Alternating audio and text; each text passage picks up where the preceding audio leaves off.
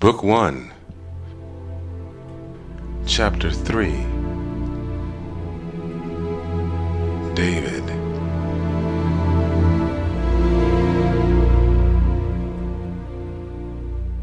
It had been 20 months since the presentation, almost 2 years since his idea, his vision, had ignited the fires of the great minds with which he had the honor to work, the greatest minds in their field. Now the time had come to put that work to the test. He had watched over every aspect of his vision's creation. There had been times when he could not sleep from the anticipation of the next day's test. But the director was a man of routines, of discipline. He had forced himself away from the lab at the close of every day. There had been moments when things did not go too well. There were times when nerves became frayed and feelings were hurt. Still, the project drew them on, past the point where emotions were ignited. They were engaged in a feat that had been deemed impossible by their contemporaries, deemed impossible by all precedent. And now, finally, they were here deciding who was going to take this machine into their home and into their heart, and prove once and for all that dreams and vision conquer all obstacles. The director was a man of dreams and vision. His heart swelled as he entered his office with his screening crew to sort through the applicants. The screening process was extremely difficult, his lead man said. It was almost tougher than building the prototype. This was not an excessive exaggeration. With the prototype, they had at least had a working idea of what they were after. They'd had the components and materials to bend to their design. But the screening was another matter altogether. Out of over 2,000 Cybertronics employees, a surprising few had met the requirements for the in-house test, which was the next crucial step to introducing their secret new product to the market. The lead man leaned over to the director's console and ordered, "Initiate." The screening came to life. "Query, prototype screening, internal data," he said.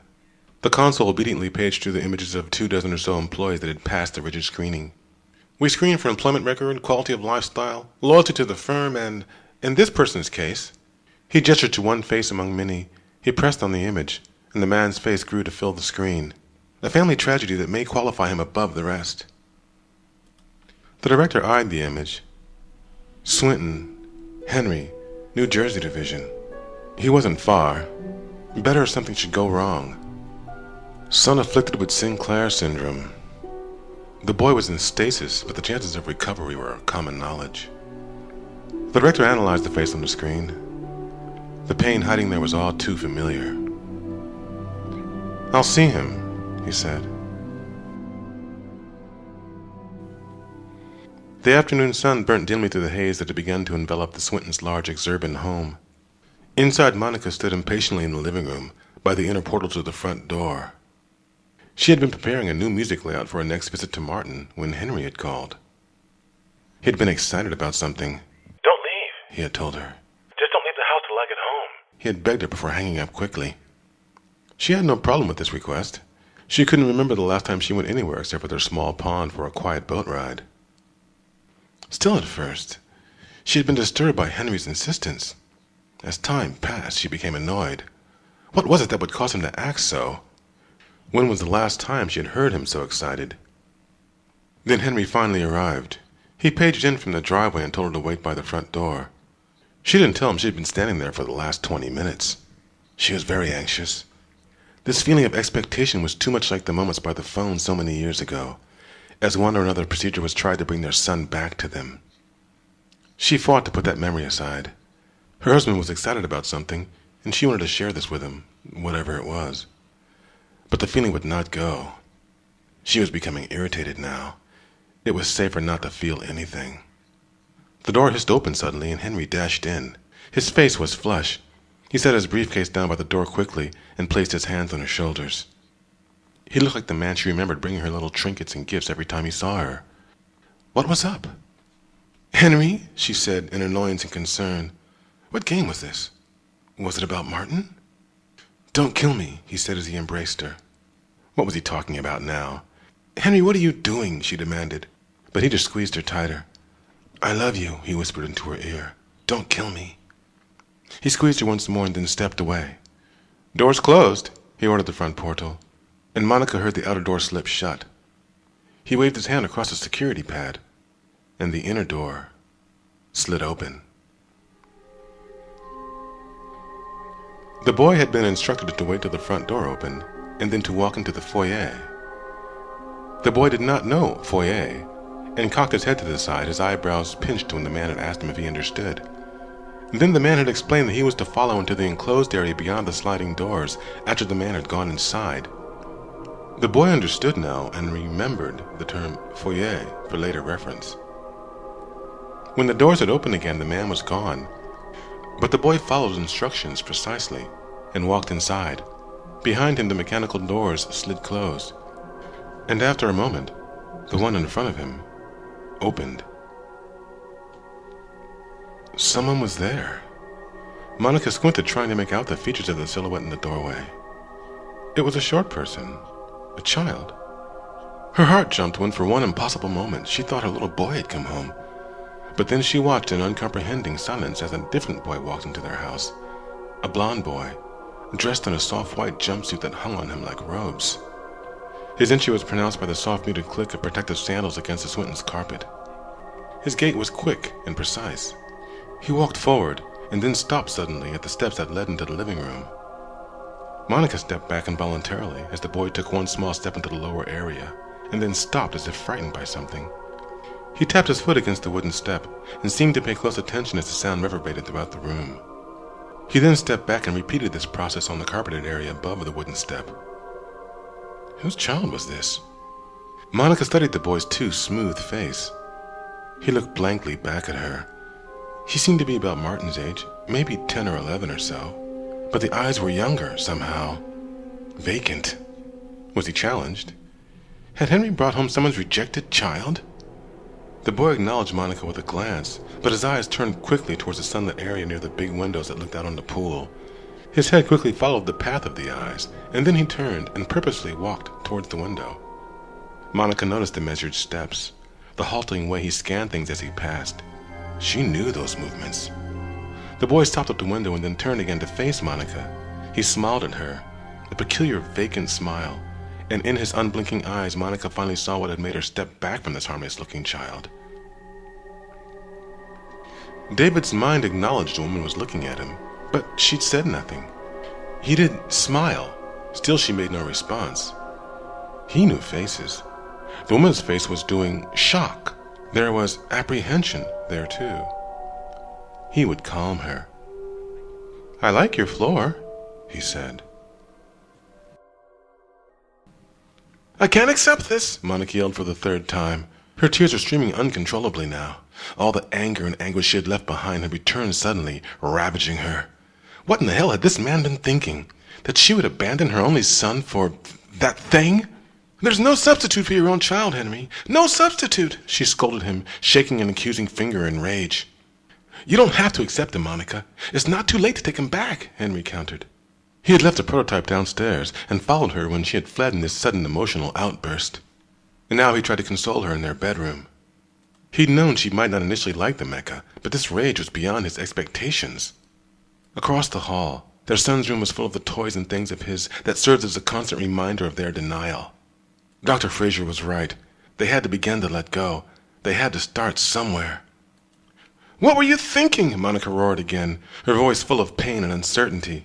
"Did you think I could just... But she didn't know how to finish that. "I'll do whatever you want me to, Monica. Whatever you want," Henry pleaded. He didn't want to fight with her. He didn't want to see her in pain. This had not been what he anticipated. "Whatever you want," he said quieter as her tears began to subside. "I don't know," she said finally in surrender. "I don't know what to do." The powerful rage was gone from her voice. Henry was glad for the respite from her anger, but what he heard now hurt more. It was a whimper of submission. Was she finally accepting that her son was never coming home? "I know," he tried to calm her. "I'll take it back to Cybertronics. First thing in the morning, it's gone." He hadn't wanted to push her so far. They could find someone else for the in-home test. The prototype hadn't been imprinted, so no damage was done. Monica was quiet now. The outburst had run its course and she stood tear-stricken at the window. "Okay, take him back," she said weakly. She was quiet for a moment, and then her voice rose in sudden indecision. "I mean, Henry, did you see his face? He looked so real, so real." She paused, thinking. But of course he's not. I mean, inside he's like all the rest, isn't he? Yeah, 100 miles of fiber, Henry laughed. Was something happening here? What was she doing? Monica moved to the bed and sat down. She smoothed the sheets absent-mindedly and gazed out the window at the haze that had thickened into pregnant clouds. It had felt good to let the tears flow after so long repressing them. When was the last time she'd had a good cry? The last time she had allowed this feeling of vulnerability to open inside her? Her mind wandered as she calmed. It was a robot after all, right? A toy, really. But outside he just looked so real, she said to herself.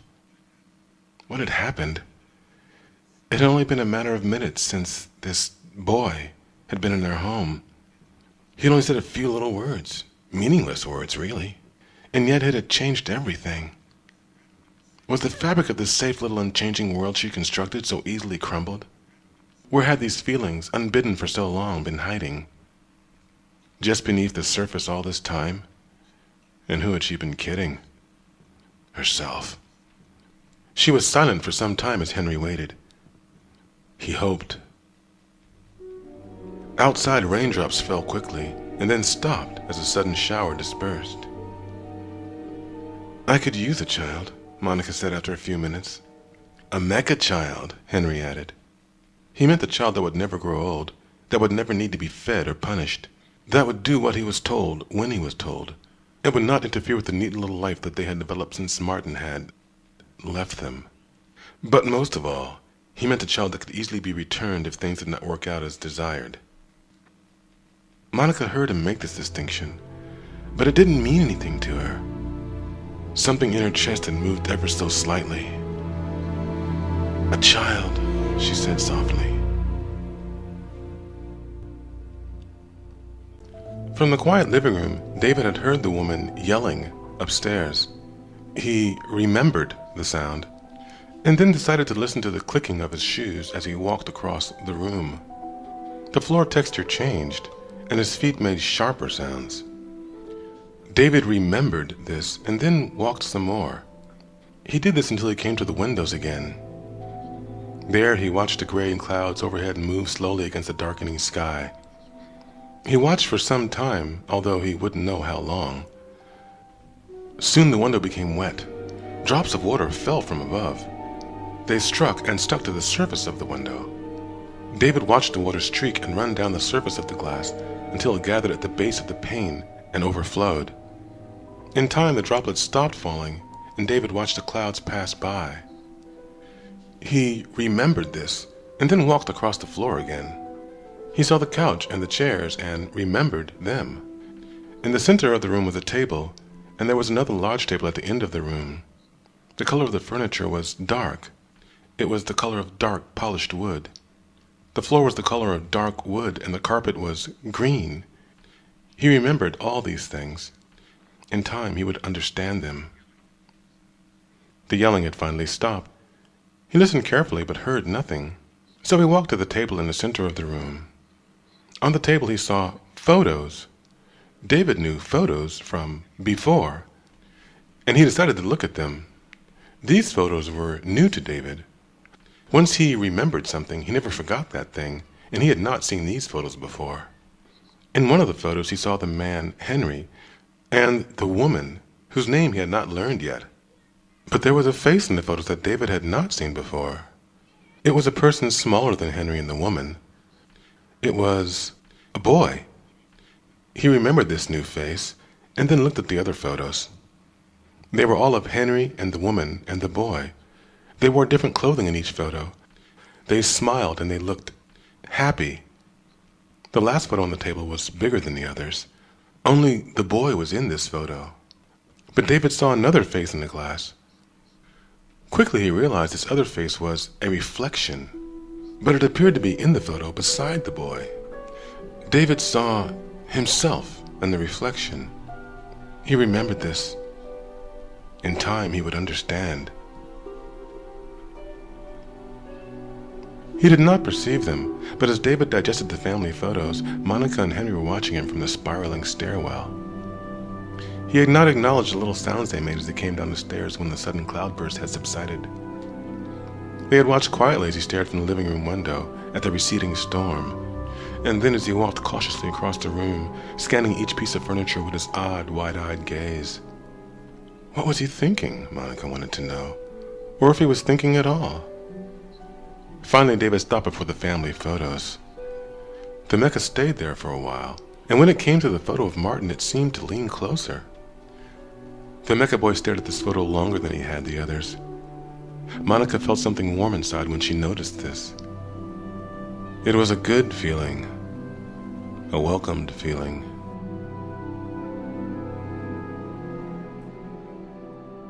"David, I have someone I want you to meet," the man Henry said. He seemed excited. Behind Henry, the woman who had yelled and run away from him before was standing with her hand over her mouth. Her face looked nervous. David did smile and then said, "Okay, Henry." The man put his arm around the woman's shoulders. "David," he said, "this is Monica." The woman, Monica, looked nervous, but not exactly nervous. She looked nervous, but different. David did big smile, showing his teeth, and said, "Hello, Monica. It's good to meet you." He extended his hand to do shake, but the woman drew her arms around herself and could not shake. Was she cold? She smiled, but her eyes were wet. It looked to David like tears. Was she sad and cold? "Hello, David. It's good to meet you too," the woman Monica said.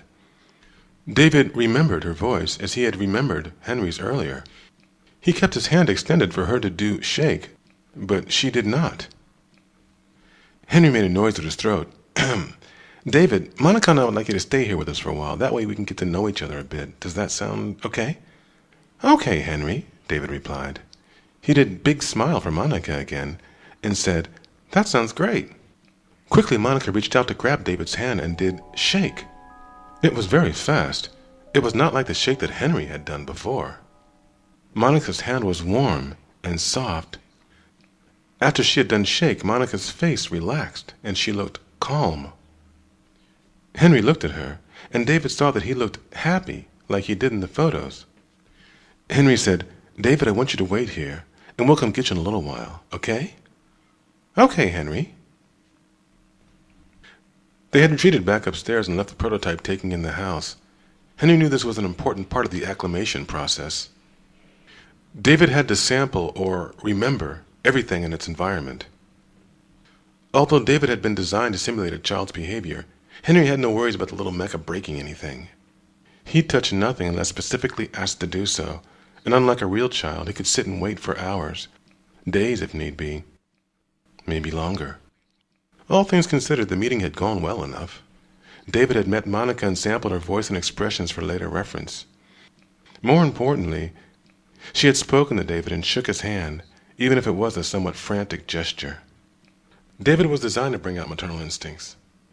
From the wide baby blue eyes and light voice frequencies, to the olfactory simulators in a boy-bot's skin and hair, David was more real than any mecha before. It was a little disconcerting at first. Even Henry had been a little disturbed by this when he first picked up the machine at Cybertronics' lab. But that had passed. He hoped Monica's reaction would pass too. The robot would have no memories of Cybertronics or its creators. Henry had been there when they put the battery in his chest and powered him up. Then the cavity had been sealed. Although David had been pre-programmed, he hadn't spoken a word until his brain had been inserted. Henry had heard those first words. He'd been introduced to David. He was surprised how realistic it felt when he took the robot's small hand in his own. They'd exchanged greetings, and the prototype had been told to go with him. David was like no mecha before him. Every effort had been made to seem as realistic as possible. In spite of the miles of fibers and light metal joints inside him, David weighed only 60 pounds. Gone were the opening facial cavities and clunky metal frames that had typified the old maids and butlers. His body had no false openings for technicians to access.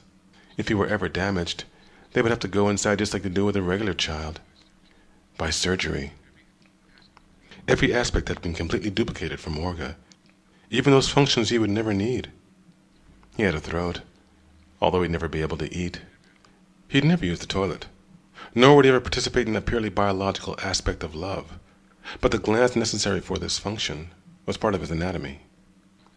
Not only was his design unique, an almost perfect simulation of orga structure, undetectable by those not familiar with mecha subtleties, but he had another very special quality. The director had explained that David was a very special and secret project because they believed they had manufactured a robot that could feel love. Real love. Henry had not known how to take that when he heard it. He didn't work with the technical department in Cybertronics. Most of their work was kept secret until publicly released. But he knew that this might be the thing that Monica needed, and if she needed it, he needed it. He had signed numerous documents agreeing to secrecy, limitations on company liability, and to arbitration if something should go wrong. There were technical documents he had to understand before he could leave with the mecha. It had taken him all morning, but finally he had been flown back to New Jersey with a new gift for his wife. He was overjoyed that she was willing to give the mecha a chance. In his hand he held a red folder which he had been given by the director. This was an extraordinary gesture, and Henry had to impress on Monica the importance of this test. He waited till she was seated, and then drew a dramatic breath. "The show of faith my company has placed on me, on us, is extraordinary," he said. "There are a few simple procedures we need to follow if you decide to keep David." He handed her the red folder. Monica read the warning label. "Caution! This process is irreversible and permanent. Do not initiate imprinting if you have any doubts about your feelings." If Henry was trying to make her uncomfortable, he was succeeding. Henry continued, reading from a form he held. "In this red folder is an imprinting protocol consisting of a coaching of 7 particular words. These words need to be spoken to David in the predefined order that is printed inside." He stopped reading and looked her in the eyes. "Monica, for our own protection, this imprinting can't be reversed. The robot's love would be sealed, in a sense, hardwired, and we'd be part of him forever. Because of this, after imprinting on a parent, no mecha child can be resold." Monica looked at him, uncomprehending. "Honey, if you imprint on David, and then we decide not to keep him, he must be returned to Cybertronics for destruction." She nodded slowly, understanding now. "Now I had to sign these letters of agreement before they'd even let you see David." He handed her a handful of forms. "You have to sign them too, Monica. Please read them carefully." She scanned the papers. It seemed overwhelming, all this data, all this responsibility. Was she really ready for this? Henry saw her indecision and leaned close to her, letting her know he understood. "Honey, this can be a good thing for us. I know it can, and I know you sense that too. But don't imprint unless you're absolutely sure." Monica sighed and shook her head. "Silly man," she said. "Of course I'm not sure." They had given the robot the pajamas that Cybertronics had supplied. They'd also supplied a couple of changes of clothing. There really wasn't anything else they'd need. Martin's room had been prepared for the little guest. His night-lit sleeping canopy hadn't been used in 5 years, and Monica felt another tug of reluctance at letting the mecha sleep there. But she wasn't going to put the poor thing on the couch, and she definitely wouldn't let it sleep with them. The mecha stood before the bed now, holding the plaid pajamas out before it. Its posture was slightly robotic, and it was staring at the ornaments hanging over the bed. The mecha stayed in that position for some time, and Monica wondered what was going on inside its head. The light that flickered off the shiny thing dangling over the bed made David stare. He watched it until he perceived the pattern of its movement and understood it. It was a decoration. It was the shape of a woman, and in its center was a heart shape. On the decoration he saw reflections like he had in the photo. He saw himself. Then, as the thing rotated on the string, he saw the woman, Monica, in the reflection. He turned to face her. Her eyes were no longer wet. She was calm now. They had given him the clothing for sleeping, and he held them up to her. "Would you like me to sleep now?" he inquired. Monica didn't know what to say. She looked at Henry for guidance. Sounds good," Henry offered. "Sounds good to you, Monica?" Monica shrugged. "Well, it's late, you know. It's after 9. She stumbled, trying to use motherly logic. "How late did they let you stay up?" David did not understand "they." He processed the question, though, and a response came to him suddenly. "I can never go to sleep. but I can lay quietly and not make a peep," he said. Henry recognized the line as one of the hundreds his department had sifted through for promotional materials. He hadn't known they'd be using it in programming. He winked at Monica, but she didn't seem amused by the rhyme. "Well," she said, headed for the door, "you've got everything you need. I guess we'll be in to check on you in the morning." She stopped when David suddenly approached her, the pajamas held out as if an offering. "Dress me?" David suggested as he approached Monica. She stepped back, as if frightened by the robot's advance. Henry knew that this was supposed to evoke a matronly response, but his wife wasn't ready for it. Monica bolted from the room. "I'm going to say goodnight now. You boys be boys," she said, and quickly closed the door behind her. David followed her and stood there, pajamas pressed against the frosted glass surface of the door. Henry sighed and put his hand on the robot's shoulder to turn it around. "Arms up," he said, and the boybot obeyed. He slipped the robot out of the jumpsuit and into the pajamas. She'd be okay, he figured. This was maybe a little bit too much so quickly. Monica stood in the darkness of the hallway and caught her breath. It was all happening so fast, too fast. She took a deep breath to calm herself. It was only a robot. She had to remember that. Just a robot, not a real little boy. Not like her Martin. It could never replace her son. From the shadows of the hallway, Monica peeked around the corner and watched through the door pane the blurred image of Henry and the robot. She listened as Henry talked to the thing while he dressed it for the night. Then she swore she saw it peering through the blurred glass in her direction. She moved away from the door, quickly, back into the darkness. Had it been looking for her?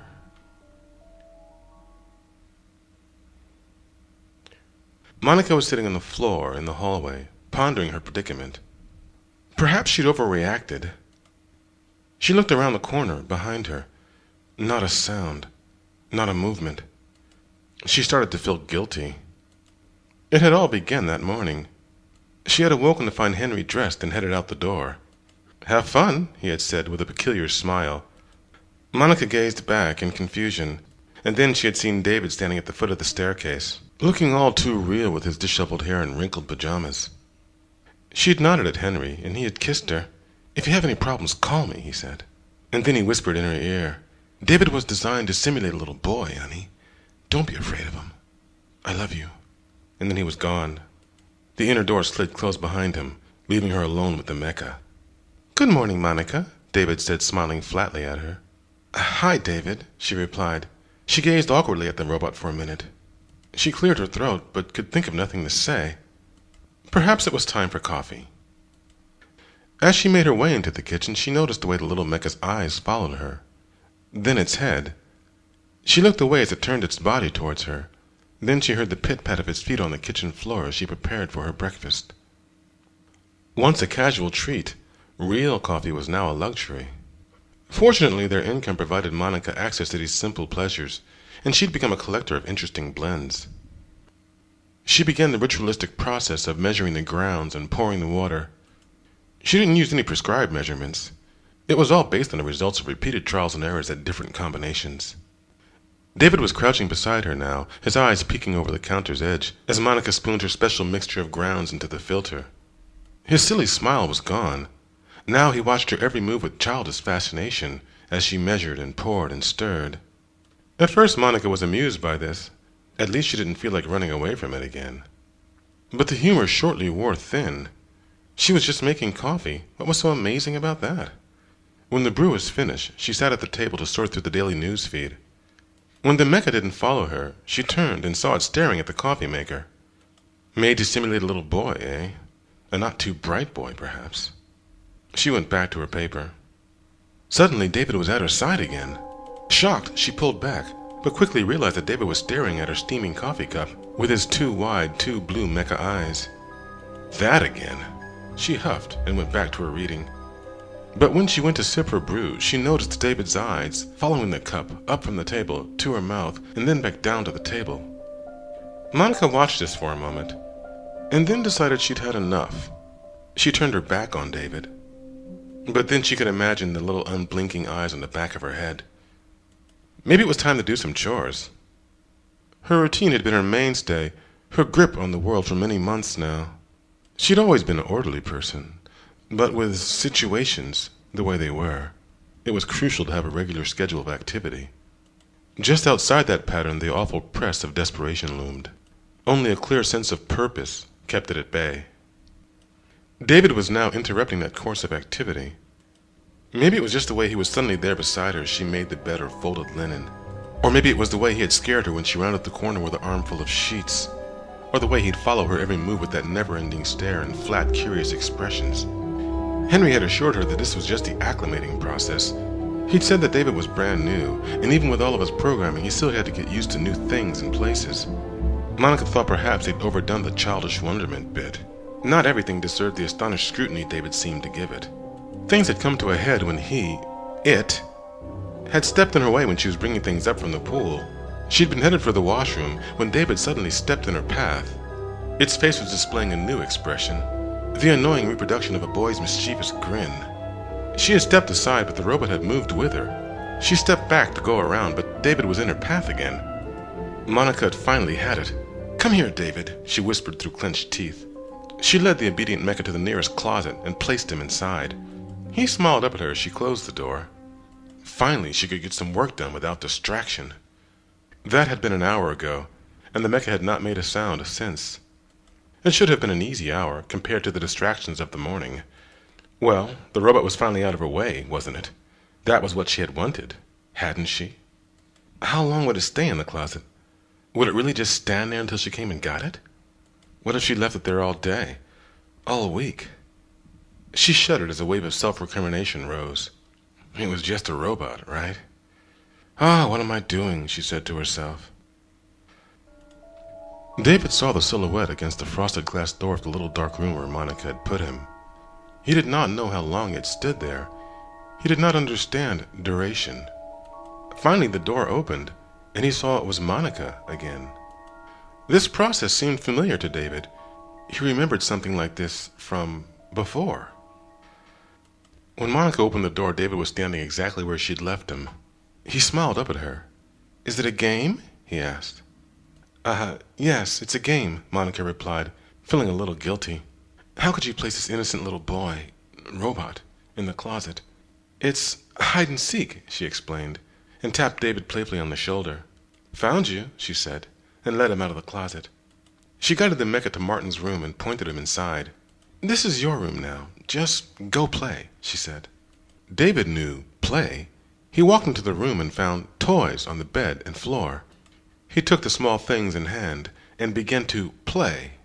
He had no real understanding of the toys and their meaning. He was not in the process of learning or dealing with emotional stresses as a human child would be. This was all an automated series of gestures he enacted, picking up the toy copter and zooming it through the air. There was no fantasy of flight attached to the motion. He looked up and saw that Monica still watched him. He did smile for her. She smiled back and then left. Was she still playing? Finally, she had some time to herself. The boy was in the bedroom, and he'd stay there playing until she told him to stop. That was at least one advantage of Mecha. She was absorbed in a book in her favorite reading room when she heard the door snick open. She looked up. David stood there smiling at her. His unblinking eyes hinted at some glee. He'd learned a new game. "Found you," he said. Monica yelped and dropped her book. She lifted her sweatpants from around her ankles to cover herself. You would have assumed they'd programmed this thing to know what a toilet was. "Get the hell out of here," Monica yelled. The mecha obeyed, quickly walking away. "And close the goddamn door," she added. David quickly walked back and closed the door. Monica had done anger. This did not seem an appropriate response to the game. As he walked back to his room, his mind made the necessary associations between toilet and anger. Monica listened to the robot's footsteps as it walked away. What had she been so upset about? It was just a robot, right? Just a robot. There was no chatter at the dinner table that evening, but this was not unusual. There hadn't been for some time. Henry had hoped that David might change that. He'd have to be patient, he guessed. It couldn't happen overnight. He wondered what had been happening while he was at work. Monica hadn't really said anything about her first day alone with the machine. She seemed annoyed about something, and Henry didn't want to press the issue. Even if it hadn't been imprinted yet, he didn't really want to return the thing without giving it a fair chance. Monica ate quietly. She knew Henry was anxious about the robot. He'd be wondering if she liked it and if she were going to keep it. The truth was, she didn't really know yet. There was really nothing to talk about. David was cute enough. It did look real. And in spite of its annoying little habits, like appearing around corners and blocking her path, not to mention walking in on her in the bathroom, she'd have to break him of that one. David wasn't really that bad. She looked over at the robot. She had set a place at the table for it, thinking it would help it get through this acclimation process. When it looked back up at her, she went back to her meal. David watched Monica and Henry. They were putting things into their mouth. This was eating. David didn't understand eating, but he knew he wasn't supposed to. He didn't know how he knew this. He observed and remembered the way they used their arms as they used the tools to eat with. He decided he would learn this. Henry glanced over and saw David begin to mimic him. Had it been doing this all day? No wonder Monica seemed so annoyed. He had explained that David would have to acclimate to the house, but maybe she wasn't acclimating to it. As Henry drank, David picked up an empty glass and put it to his mouth. He put his glass down and the robot copied him exactly. He looked over at his wife. Monica just shook her head at David's new game and went back to her meal. She rolled some spaghetti on a fork and was putting it to her mouth when she noticed that David had started mimicking her. She stopped eating. David stopped moving too and fixed her with an expectant gaze. Monica knew it would stay in that position as long as she did, so she put the food in her mouth and ignored it. As she chewed, strands of spaghetti hung from her mouth and dangled over her chin. David knew eating. He also knew that Monica was eating wrong. Something was hanging from her mouth. He watched Monica eat incorrectly. Was this a funny thing? David knew funny. Henry and Monica jumped at the sudden staccato sound that erupted from David. He was pointing at Monica, his face drawn long in his laughter. It was a sound that neither of them had heard in a long time. It was odd sounding, like a cartoon, but it was a welcome variation. And soon they both joined in. Monica tried to explain through her fit how much David had shocked her, but she couldn't get the words out of her mouth. The couple gazed at each other. Months, maybe years of tension had left them, ushered away by the unpredictable action of this little robot. David observed Monica and Henry laugh. But the funny thing was over now. Laugh was no longer necessary. So he stopped, as suddenly as he had begun. Henry and Monica's fits subsided as they saw David looking at them curiously.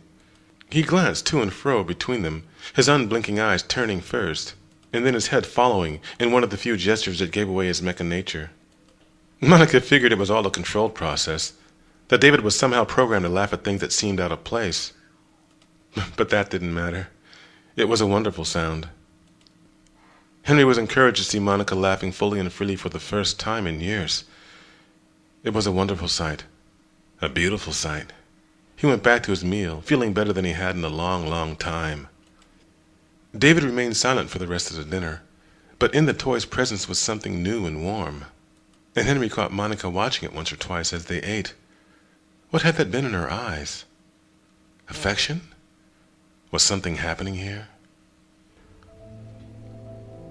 Monica couldn't put off dealing with David forever. Henry had told her she had to make a decision sooner or later, and she couldn't make a decision if she didn't try to get to know the mecha. She had laughed at that idea at first, getting to know a robot. But after the experience at dinner, so similar to the way things had been so long ago, she decided to give it a try.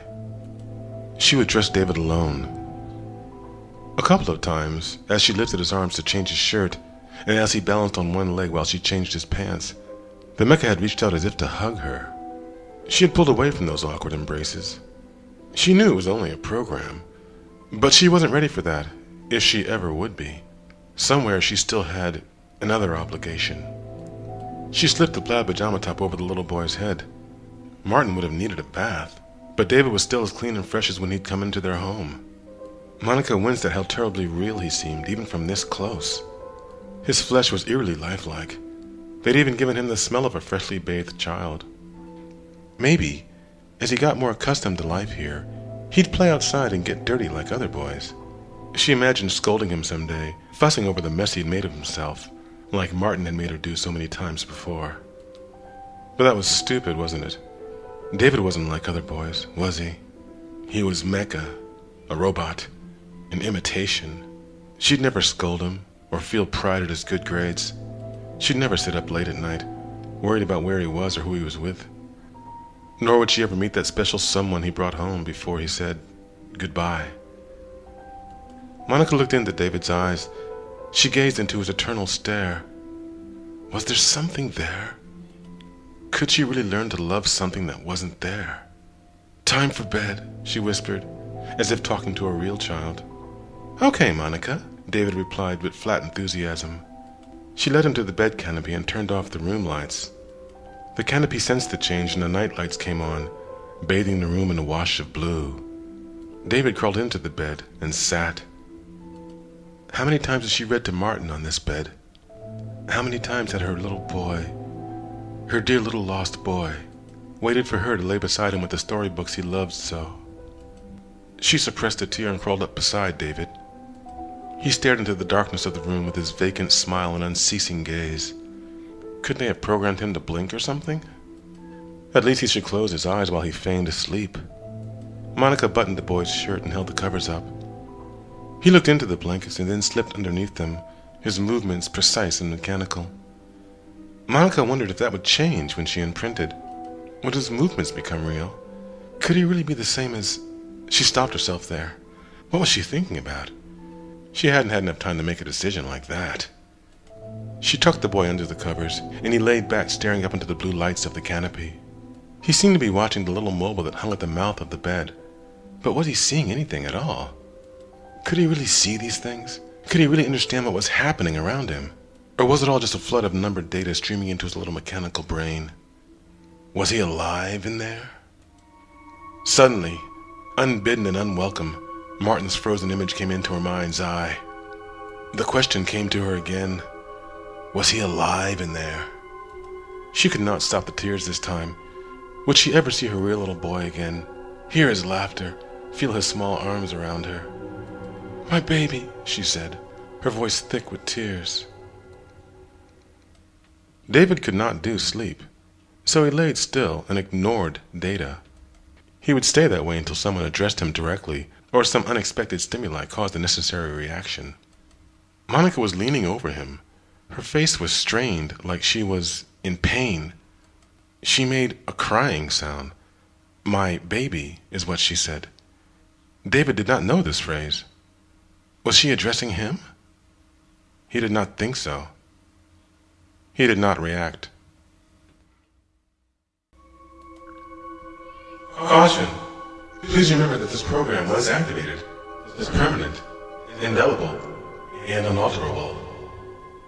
The words forbade any further passage, and yet Monica opened the envelope. The seal broke easier than one would have surmised based on the words it bore. Monica wasn't quite sure she was really doing this. Henry said she had more time, that there was no rush. But how much longer would she need to make such a decision? Days? Weeks? How could she really decide to replace... She stopped that thought.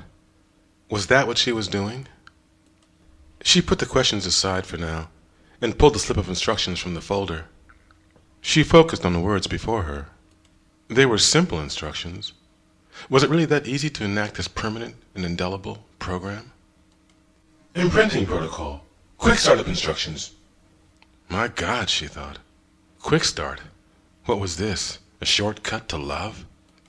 A portrait of the mecha's head was featured, and circular marks outlined specific points on his forehead and the back of his neck. These were activation zones. She was supposed to touch these zones in sequence. Monica read on. Step 1. Repeat the following words slowly and clearly, in precise order. Monica studied the words she was supposed to repeat to David. How did they come up with these things? Step 2. State your name, and then state the name of your mecha. Was she really going to do this? Step 3.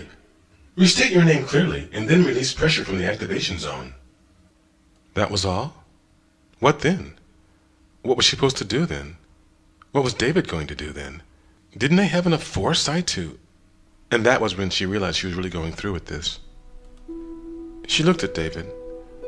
He was sitting by the bay window, waiting for instructions. The bright sunlight that burned through the windows was diffused by cloud cover, and the room was washed in a golden light. It was surreal. David sat in this light, and Monica felt a twinge at the sight. He was beautiful, wasn't he? In his own way, he was a beautiful thing. Her heart raced a little. Here we go, she thought. Monica knelt before David and studied the instructions again. The mecha's eyes registered no hesitation, no fear or apprehensions about what she was going to do. Just that vacant smile and unceasing gaze. She reread the words and studied the activation zones. Is it a game? David asked as she read. But Monica did not acknowledge the question. She would not have had an answer if she did. Now, David, I want you to hold still for me, okay? As if it was necessary to ask. Yes, Monica, he replied. Such an obedient child, she thought. Would that change? Who would he be after this? She pressed her hand against the first activation zone in the center of his forehead. Can you feel that? Yes, Monica. She let 10 seconds or more pass and removed her hand. She checked the sheet again. Now, David, I'm going to read some words to you, and they won't make any sense, but I want you to listen to them anyway. And look at me all the time. Can you do that, David? Yes, Monica. His face was expressionless. She hesitated a moment. The first activation zone was not a trigger. The initial sequence it activated would override in 45 seconds if she did not continue. But the second zone... She put her hand behind the mecha's neck and felt the incredible simulation of a spinal cord. She pressed her fingers against it and felt the bones give a little. No turning back now. Can you feel my hand in the back of your neck? Yes. Does any of this hurt? No. Okay, she said nervously. Look at me. She caught David's eyes, and the boy stared blankly back at her. Ready? David had seen something new when Monica had touched him on the head. It was something he had not seen before. The light had seemed to take on a new sheen. David had no word for these things, and they were unimportant to him anyway. All that mattered now was what Monica was instructing him to do. She wanted him to pay attention to what she was going to read to him.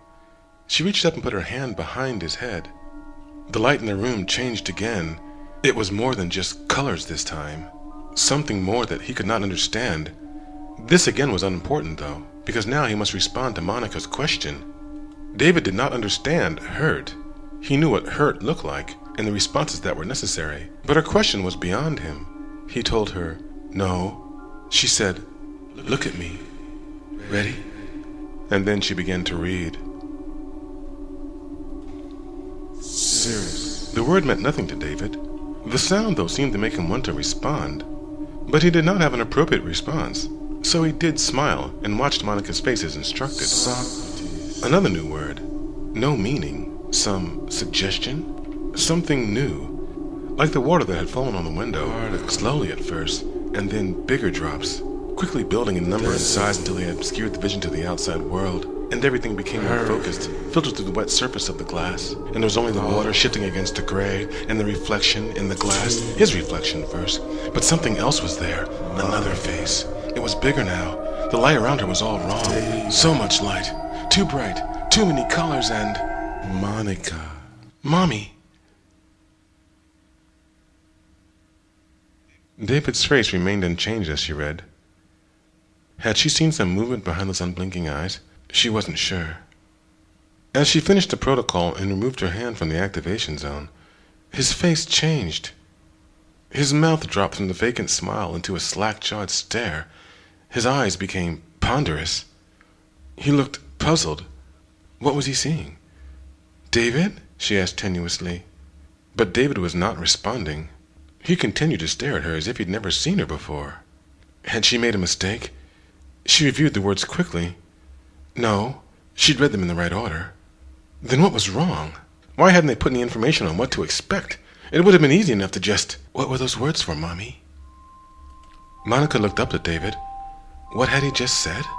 In his face was something new, and what was that in his eyes? Above his eyes, his brows were drawn in question. Some lonely place in her heart opened, and a darkness too long kept there was dismissed in at one instant. A feeling she'd not known for years welled up beneath her doubt and anxiety, and threatened to burst her heart. What did you call me? She asked through a thick throat. Mommy. He whispered the word in tender reverence, and the smile on his lips was new and spoke of impossible emotions. She had to hear it again. How long had it been? Oh, David. "Who am I?" she asked, knowing the response, needing the wonderfully alive feeling that word would bring to her, desperate for the healing the sound of that simple word would catalyze. David was suddenly moving upon her, engulfing her in his little boy embrace. Shocked, she dropped the instructions and moved as to retreat, but his small form was already folded against her, his small arms clinging to her. Those are impossible feelings to escape, those drives of motherhood. She had fought feeling this way about David since she'd first met him, but yet here she was, caught finally in his simple childish trap. She could not curse the creators of this being for their genius, though.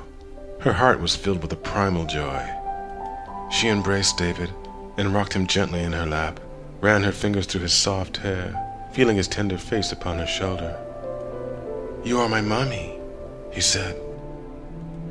For some time, holding each other as the golden glow waned outside. Duration made no sense to either of them.